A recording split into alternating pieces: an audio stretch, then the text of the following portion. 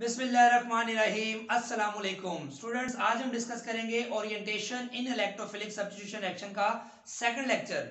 जो first lecture है उसमें हमने तफसील से डिस्कस कर लिया था कि जो ऑलरेडी प्रेजेंट इलेक्ट्रोफाइल है बेंजीन रिंग पर, ऑलरेडी प्रेजेंट जो सब्स्टिट्यूट है बेंजीन रिंग पर, वो डिसाइड करेगा कि आने वाला इलेक्ट्रोफाइल किस पोजीशन पर अटैच होगा।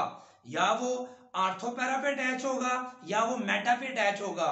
उसकी रीजन हम तफसील से डिस्कस जो है वो कर चुके हैं कि क्लासिफिकेशन हम तफसील से डिस्कस कर चुके हैं। रीजन आज हम डिस्कस करेंगे कि ऐसा क्यों होता है।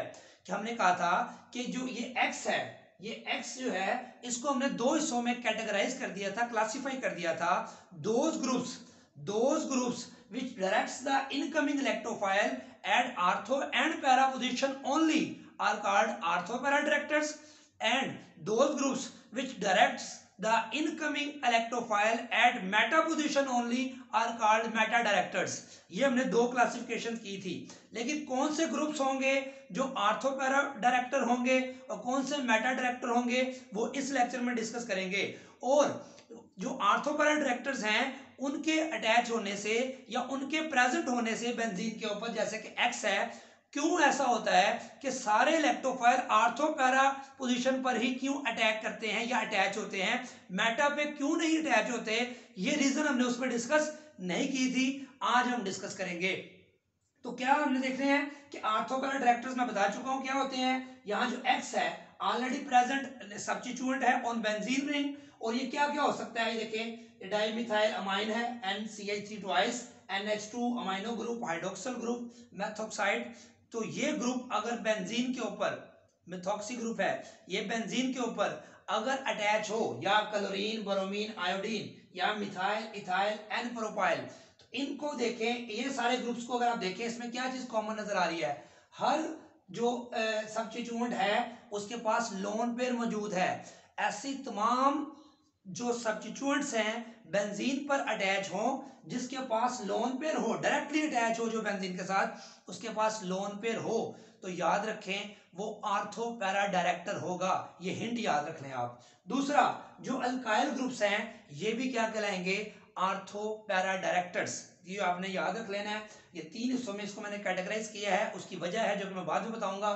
फिलहाल आप याद रखें, those groups which have lone pair, those groups which have lone pair and direct on the atom which is directly attached to benzene ring।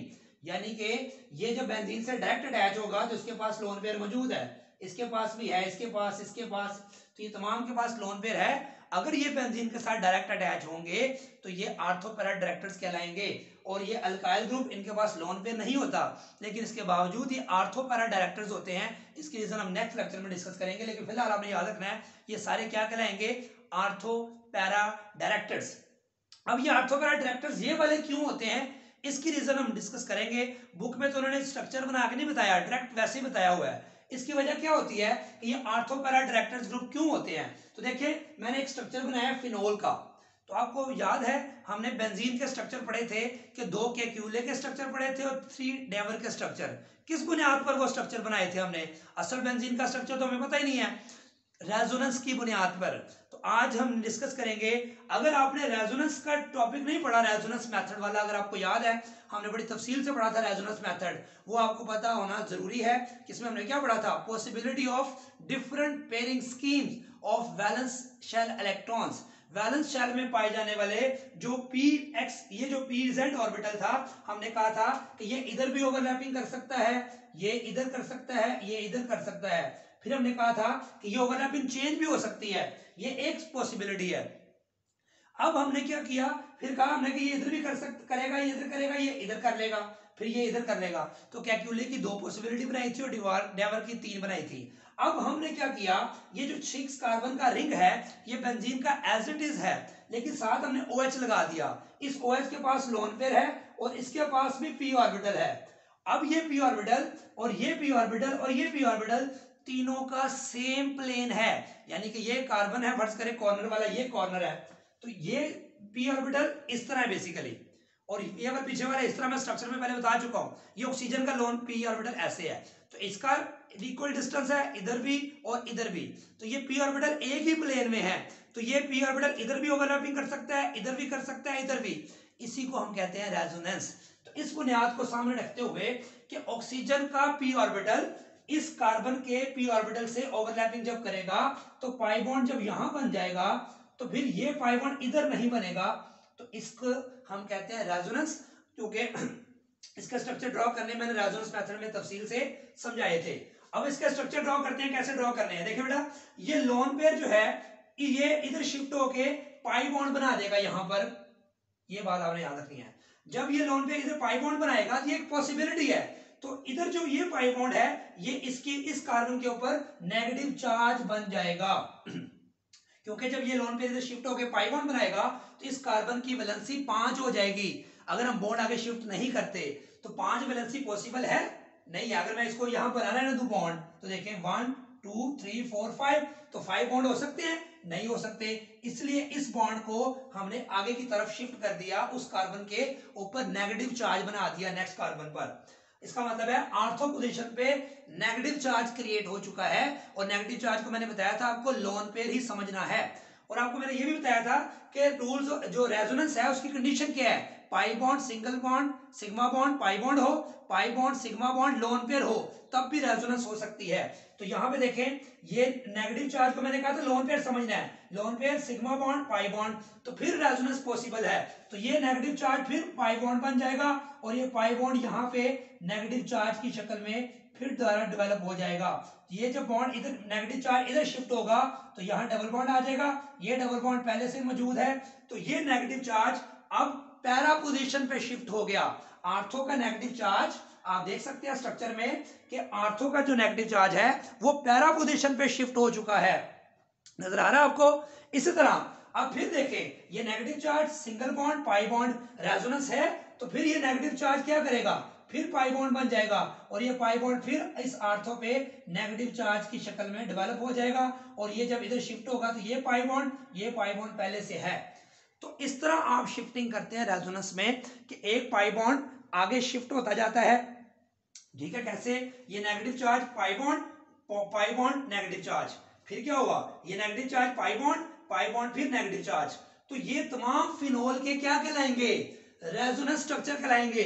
लेकिन ये बात याद रखनी है कि जब ये ऑक्सीजन इसको लोन पेयर दिया था डबल बॉन्ड बना तो ऑक्सीजन पे क्या चार्ज आएगा, पॉजिटिव। क्यों, क्योंकि ऑक्सीजन ने अपना लोन पेयर इस्तेमाल किया है। अगर यहाँ पे NH2 लगा होता तो फिर यहाँ पे नाइट्रोजन पे भी पॉजिटिव चार्ज आता, ए लगा होता इस ऑक्सीजन पे भी पॉजिटिव चार्ज आता, क्लोरीन लगा होता उसके स्ट्रक्चर ड्रॉ करते तो डबल बॉन्ड ऊपर भी पॉजिटिव चार्ज आता, क्योंकि जब भी कोई आइटम अपना लोन पेयर डोनेट करता है तो उसके ऊपर पॉजिटिव चार्ज आ जाता है, ये आपको बताना चाहिए। तो यहाँ पे भी पॉजिटिव आएगा, यहाँ डबल बॉन्ड, यहाँ पे पॉजिटिव, ये सारों में आएगा, क्योंकि एक दफा जब नीचे आ गया उसको तो हम छेड़ ही नहीं रहे, तो एज इट इज आता जाएगा। और ये नेगेटिव चार्ज आगे नेगेटिव आर्थो पे पहले आया, फिर पैरा पे आया और फिर आर्थो पे आया, फिर पैरा पे आएगा, फिर आर्थो पे, फिर आर्थो पे, फिर पैरा पे। इसका मतलब क्या हुआ, जैसे मैंने कहा था कि बेंजीन में जो 6 पाई इलेक्ट्रॉन्स हैं वो डीलोकलाइज्ड हैं, एक्सटेंसिवली डीलोकलाइज्ड हैं। तो यहाँ पर ये जो नेगेटिव चार्ज है ये एक जगह पर फिक्स नहीं है, ये आर्थो पे है, पैरा पे है और फिर आर्थो पे है, फिर आर्थो पे है, फिर पैरा पे है, फिर आर्थो पे है। इसका मतलब बेंजीन, आप जब भी बेंजीन की बात करेंगे तो हम बेंजीन फिनोल की बात करते हैं जब हम, तो हम उसके स्ट्रक्चर को कहते हैं कि यहाँ पे partial negative partial negative partial negative OH, इसमें पार्शियल पॉजिटिव। ये इसका समझ ले रेजोनेंस हाइब्रिड है, इन तमाम स्ट्रक्चर्स का ये क्या है, रेजोनेंस हाइब्रिड, जिसमें रिंग भी जो है आपको पता है कंप्लीट नहीं होगा, क्योंकि कंप्लीट रिंग यहाँ पे देखो 2 पाई बॉन्ड है तो इसको हम कहेंगे रिंग भी इसका कंप्लीट नहीं है। और partial negative partial negative partial, अगर इन सबको मैं इकट्ठा करूं तो मैं आपको नजर आ रहा है कि आर्थो और पैरा पोजीशन पर नेगेटिव चार्ज डेवलप हो रहा है और इस पे पॉजिटिव चार्ज है। तो जब सब पॉसिबिलिटीज को आप इकट्ठा करेंगे तो जो असल फिनोल का स्ट्रक्चर होगा उसमें आर्थो पोजीशन पर नेगेटिव चार्ज और पैरा पोजीशन पर भी नेगेटिव चार्ज होगा। इसलिए जब ये ग्रुप्स जब भी लगे हों बेंजीन के साथ तो ये आर्थो और पैरा पोजीशन को नेगेटिव बना देते हैं, इलेक्ट्रॉन रिच बना देते हैं, उसकी आर्थो और पैरा पोजीशन को फैसिलिटेट कर देते हैं। यानी कि जब नेगेटिव चार्ज आता है तो न्यूक्लियोफिलिक हो जाते हैं वो। इसलिए जब भी कोई इलेक्ट्रोफाइल फिनोल के पास आता है तो वो सोचता है कि मैं कहां अटैक करूं, आर्थो पे करूं, मेटा पे करूं या पैरा पे करूं।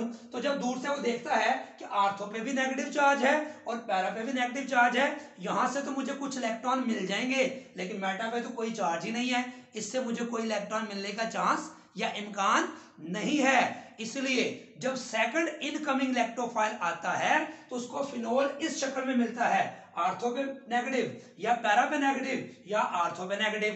तो इसको ये समझ रहे, इसका नेट रिजल्ट है कि जब ये जो ग्रुप्स हैं, इन तमाम ग्रुप्स को कहते हैं, क्योंकि इसने बेंजीन को इलेक्ट्रॉन डोनेट किए हैं, इससे इसको बोलते हैं इलेक्ट्रॉन डोनेटिंग या इलेक्ट्रॉन रिलीजिंग ग्रुप। देखिए लिखा हुआ है OH रिलीज और डोनेट इलेक्ट्रॉन, किस जगह पे डोनेट करते हैं, at ortho and para position of benzene. किस वजह से, ड्यू टू रेजोनेंस। ये रेजोनेंस से हमें पता चला कि इसकी आर्थो और पैरा पे नेगेटिव चार्ज आता है। तो इससे क्या होता है, thereby facilitating the availability of electrons to the electrophile at ortho and para position। ऐसा करने से, आर्थो पैरा पे नेगेटिव चार्ज क्रिएट करने से ड्यू टू रेजोनेंस क्या हुआ, क्या रिजल्ट मिला कि सेकंड इनकमिंग इलेक्ट्रोफाइल को उसने अट्रैक्ट किया अपनी तरफ कि इस तरफ नेगेटिव है तो इलेक्ट्रोफाइल इस तरफ आके अटैक करे, यानी कि आर्थो और पैरा पोजीशन पर अटैक को फैसिलिटेट किया इन ग्रुप्स ने, जिनको हम क्या बोलते हैं, इलेक्ट्रॉन रिलीजिंग और इलेक्ट्रॉन डोनेटिंग ग्रुप्स, जो बेंजीन को इलेक्ट्रॉन रिच बनाते हैं, अमीर करते हैं, कहां पर, आर्थो और पैरा पोजीशन पर। कैसे होते हैं ये मैंने स्ट्रक्चर बना के आपको बता दिया। इसलिए इलेक्ट्रोफाइल क्या करेगा, वो इस आर्थो पैरा पे जाना पसंद करेगा या इस मेटा पे। तो वो जब देखेगा कि आर्थो पैरा पे मुझे इलेक्ट्रॉन मिलने के चांस हैं लेकिन मेटा पे कोई चांस नहीं है, इसलिए incoming electrophile will preferably attach और attack on ortho and para position and we will get 50% ortho product and 50% जो है पैरा प्रोडक्ट। इसलिए इन ग्रुप्स को हम सारों को क्या कहते हैं, आर्थो पैरा डायरेक्टर्स। तो ये हमने रीजन डिस्कस की कि ऐसा ये सारे ग्रुप्स आर्थो पैरा डायरेक्टर्स क्यों होते हैं। तो ये रीजन पहले लेक्चर में हमने डिस्कशन की थी, इसमें हमने सिर्फ क्लासिफिकेशन डिस्कस की थी होते क्या है, तो यहाँ हमने पूरी तफसील से डिस्कस किया कि ऐसा क्यों होता है। ये तमाम स्ट्रक्चर आप दोबारा बना सकते हैं, OH की जगह NH2 लगाएं, OH की जगह OCH3 लगा सकते हैं, और ये लगाएं, क्लोरीन लगाएं, ब्रोमीन लगाएं, यहाँ डबल बॉन्ड ऊपर पॉजिटिव, और ये एक नेगेटिव यहाँ, एक नेगेटिव यहाँ, एक नेगेटिव यहाँ आएगा। एक दफा प्रैक्टिस करें, सारों के स्ट्रक्चर सेम बनेंगे। ये तो हमने सीख लिया कि ऐसा क्यों होते हैं और कौन से होते हैं आर्थो पैरा डायरेक्टर्स ग्रुप्स, जो इलेक्ट्रॉन डोनर हो, इलेक्ट्रॉन रिलीज करें, ये सारी तफसील मैंने बता दी आपको। अब हम डिस्कस करेंगे इसका कोई रिएक्शन जो है वो क्या है हमारे पास। तो इसके रिएक्शन में देख सकते हैं आप कि ये हमारे पास बेंजीन है, इसकी अगर हम नाइट्रेशन करवाएं, बेंजीन की नाइट्रेशन करवाएं तो क्या बनता है, नाइट्रोबेंजीन। इलेक्ट्रोफिलिक सब्स्टिट्यूशन रिएक्शन हम पढ़ चुके हैं। सल्फ्यूरिक एसिड यहाँ पे कैटलिस्ट है और टेम्परेचर कितना लगा यहाँ पे 50 to 55 degree centigrade temperature require होता है। अब हमने बेंजीन के ऊपर पहले लगा दिया मिथाइल बेंजीन, क्योंकि हम तो पढ़ रहे हैं टॉपिक कि सेकंड इलेक्ट्रोफाइल के ऊपर क्या फर्क पड़ेगा, वो जल्दी आएगा, लेट आएगा, रिएक्टिविटी ज्यादा होगी या कम होगी। तो नाइट्रिक एसिड से जब इसको ट्रीट किया तो मिथाइल बेंजीन को जब नाइट्रेशन की तो टेम्परेचर देखें यहाँ कितना था 50, यहाँ कितना है 30 to 40, और प्रोडक्ट आपको पता है कितनी मिलनी है, क्योंकि ये मिथाइल ग्रुप कौन सा ग्रुप है, आर्थो पैरा डायरेक्टर। तो 50% नाइट्रो ग्रुप आर्थो पे अटैक करेगा और 50% नाइट्रो ग्रुप पैरा पोजीशन पे अटैच होगा। ये परसेंटेज थोड़ी फर्क भी हो सकती है, ये डिपेंड करता है कंडीशन पर। फिलहाल हम इसकी बात नहीं कर रहे, हम समझे मेजर प्रोडक्ट आर्थो बनेगी और मेजर प्रोडक्ट पैरा बनेगी। लेकिन फर्क क्या है, इधर भी हमने सब्स्टिट्यूशन की, इधर भी सब्स्टिट्यूशन की, लेकिन इधर सब्स्टिट्यूशन जो है वो सॉफ्ट कंडीशन पे हो रही है और इधर सब्स्टिट्यूशन जो है वो सीवियर कंडीशन पे हो रही है इसके कंपैरेटिवली। देखिए ना 30 टेम्परेचर कम है और 50 टेम्परेचर ज्यादा है। तो क्या वजह हुई कि नाइट्रेशन जब टॉलीन पे की, जब टॉलीन के इस हाइड्रोजन या इस हाइड्रोजन को नाइट्रो ग्रुप से रिप्लेस किया तो आसानी से हुआ, और जब इसके हाइड्रोजन को रिप्लेस किया, जब कोई सब्स्टिट्यूट नहीं था तो इसकी सब्स्टिट्यूशन मुश्किल कंडीशन पे हुई, ड्रास्टिक या सीवियर कंडीशन पर हुई। इससे हमें यह पता चला कि जब बेंजीन के ऊपर कोई ब्रांच नहीं थी तो उसकी सब्स्टिट्यूशन जिस स्पीड से हो रही थी, जब मिथाइल ग्रुप लग गया या इनमें से कोई ग्रुप भी लग जाए, कोई भी लग जाए, तो इसकी रिएक्शन की स्पीड ज्यादा हो गई, रिएक्शन की रिएक्टिविटी स्पीड ज्यादा होने का मकसद यहाँ पे ये भी है कि टेम्परेचर कम हो गया, रिएक्टिविटी बढ़ गई। रिएक्टिविटी बढ़ने का मतलब यही है कि स्पीड भी ऑटोमेटिकली बढ़ जाएगी। तो रिएक्टिविटी इसकी ज्यादा होगी टुवर्ड्स सेकंड इलेक्ट्रोफाइल। इससे ये पता चला कि ये मिथाइल दो काम कर रहा है। मिथाइल ये जो ये वाले ग्रुप, ये ऊपर वाले और ये वाले, इनकी बात अभी नहीं कर रहे, ये वाले और ये वाले, इन दोनों की बात कर रहा हूं, उसकी बाद में बात करते हैं। ये दोनों ग्रुप्स जब बेंजीन के साथ अटैच होते हैं तो ये दो काम करते हैं। एक तो आने वाले इलेक्ट्रोफाइल नाइट्रोनियम को 50% आर्थो और 50% पैरा पे डायरेक्ट करते हैं, ये तो हम तफसील से पढ़ चुके हैं। लेकिन दूसरा एक और ये काम करते हैं, ये बेंजीन की reactivity towards second electrophile increase कर देते हैं। ये बात बड़ी इंपॉर्टेंट है, इसलिए इसको हम बोलते हैं एक्टिवेटिंग ग्रुप्स। क्या बोलते हैं? Activating groups. यानी कि ये जो ग्रुप्स हैं और ये जो ग्रुप्स हैं, ये आर्थो पैरा डायरेक्टर होने के साथ साथ क्या करते हैं? बेंजीन की reactivity towards second substituent, towards second electrophile to give ortho and para product क्या कर देते हैं? इंक्रीज कर देते हैं। तो ये बात याद रखनी है। अब इनमें भी दो फर्क है, ये स्ट्रॉन्गली एक्टिवेटिंग है और ये वीकली एक्टिवेटिंग है। क्या मतलब? ये बेंजीन की रिएक्टिविटी को टुवर्ड सेकंड इलेक्ट्रोफाइल, अगर ये लगा हुआ है बेंजीन के ऊपर तो ये रिएक्टिविटी को बहुत ज्यादा बढ़ा देगा। अगर ये इनमें से कोई लगा हुआ है तो ये भी बढ़ाएगा, लेकिन इसकी निस्बत कम बढ़ाएगा। इसलिए कहते हैं ये भी रिएक्टिविटी को इंक्रीज करते हैं, ये भी करते हैं, लेकिन ये ज्यादा करते हैं, इसको बोलेंगे स्ट्रॉन्गली एक्टिवेटिंग, और ये कम रिएक्टिविटी इंक्रीज करते हैं, इसको बोलेंगे वीकली एक्टिवेटिंग। जबकि ये वाले जो ग्रुप्स हैं, ये बात आपने याद रखनी है, नेक्स्ट लेक्चर में समझाऊंगा क्यों ऐसा होता है। ये आर्थो पैरा पे तो भेजते हैं, एक काम तो इन जैसा ही करते हैं, इनका और इनका, क्योंकि ये भी आर्थो पैरा, ये भी आर्थो पैरा, ये भी आर्थो पैरा, लेकिन रिएक्टिविटी को ये इंक्रीज करने की बजाय ये डिक्रीज कर देते हैं। रिएक्टिविटी को इंक्रीज करने की बजाय ये डिक्रीज कर देते हैं, इसलिए इसको क्या बोलते हैं? Deactivating ortho para directors.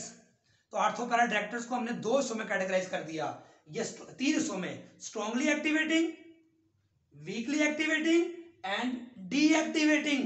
ये क्लोरीन, ब्रोमीन, आयोडीन अगर बेंजीन के साथ अटैच हो तो उसकी नाइट्रेशन करवाएं तो वो नाइट्रेशन आर्थो पैरा पर तो होगी, लेकिन उसके लिए कंडीशन ज्यादा ड्रास्टिक करनी पड़ेंगी आम बेंजीन की नाइट्रेशन की निस्बत।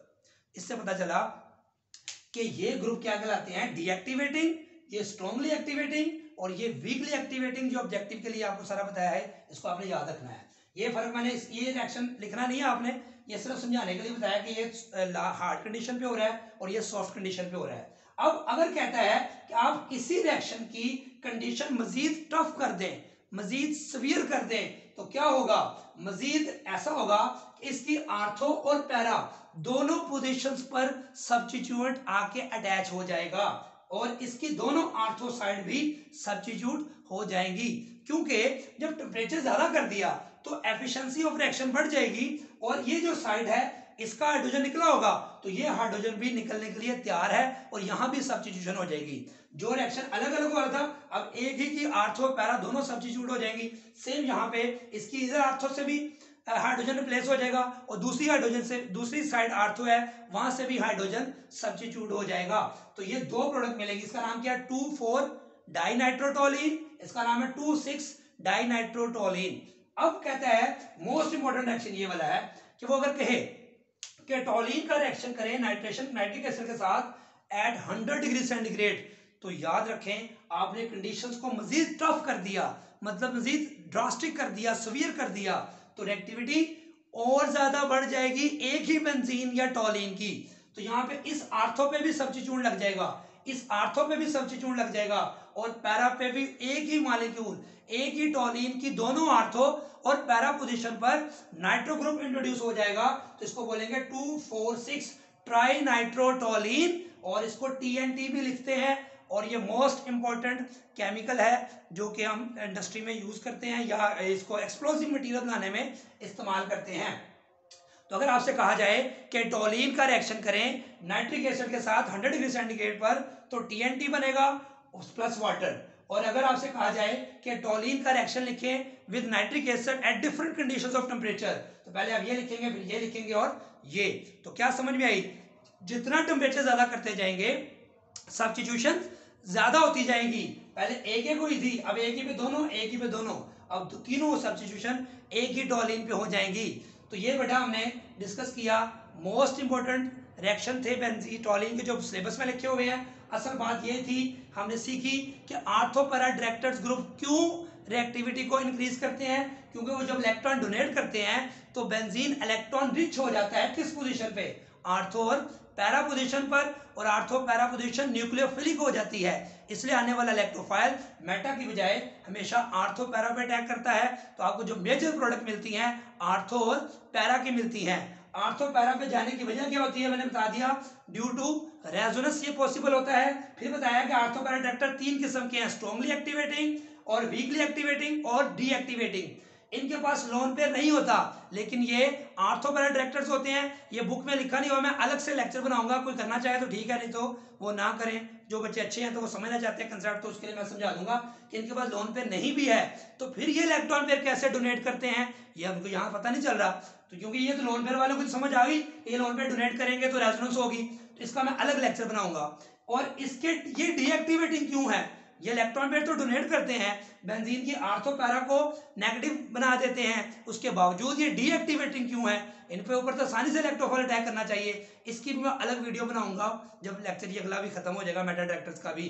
तो दुआओं में याद रखें, प्रैक्टिस करें, और अगर चैनल को सब्सक्राइब नहीं किया तो सब्सक्राइब करें, अपने फ्रेंड्स में शेयर करें। अल्लाह हाफिज।